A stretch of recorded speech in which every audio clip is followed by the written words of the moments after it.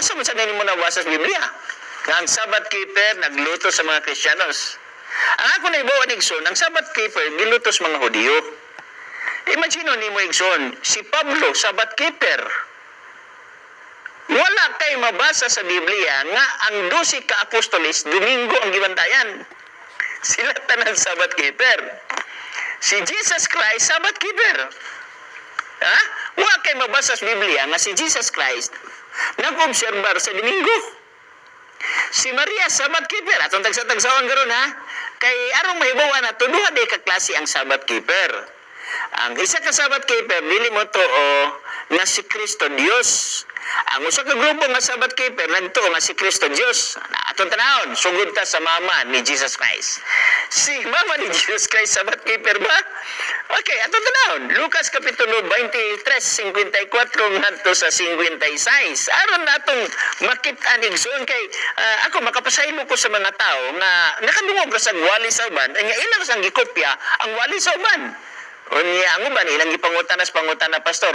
Mao ni panahon nga masayid ta. Number 1, tanaw nato si Maria. Nagbantay ba siya Domingo, human nga namatay si Kristo. Kaya mo maingon sa uban nga, di na nabantayan, pagkamatay ni Kristo, napilad langsang sa cross. Pero itong tanawon, Lucas 23:54, 55, 56.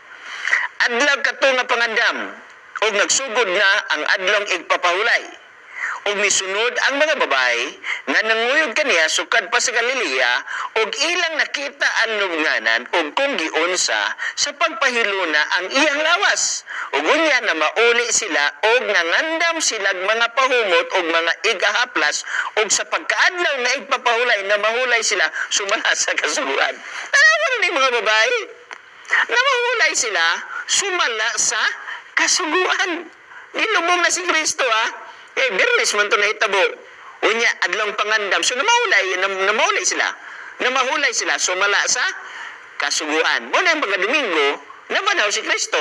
Nanganto na sa binto ang mga tao. Pagtanaw nila, wala na si Kristo siyang lungganan. Meaning to say, ang adlong Domingo, dili adlong nating simba. Tingnan to din minteryo.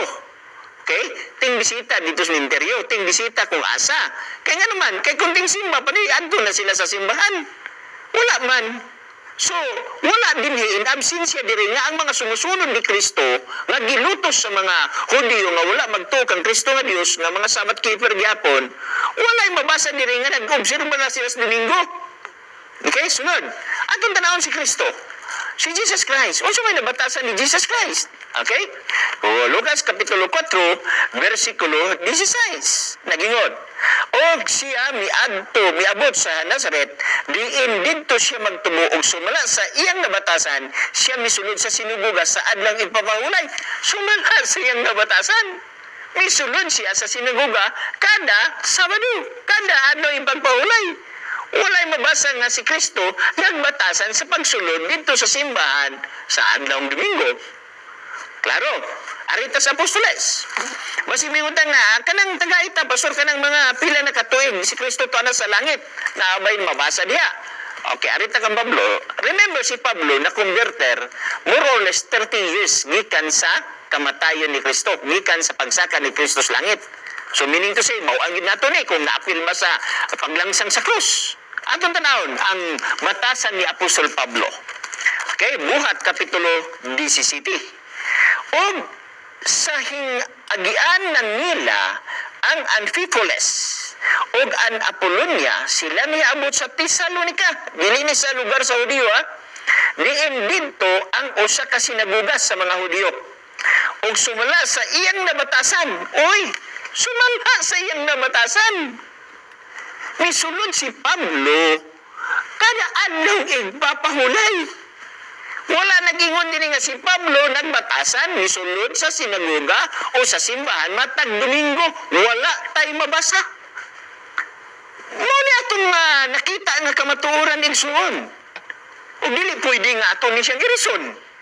O sugyan lang ko ikaw, walura ka bersikulo naghisgot may tungod sa unang adlaw sa semana nga mawang Domingo og walay usa niining 8 ka bersikulo dinhi sa New Testament nga diin gisugo ang mga apostoles, gisugo ang mga Kristohanon nga magbantay sa Domingo. Walay usa. Sigurado ko na ikson kay kung naay kasiyam dinhi sa New Testament, ikasiyam nga bersikulo, kada bersikulo bayaran nako na og 10,000. Kanang may mo sponsor og 10,000. Nakoy amigo diri nga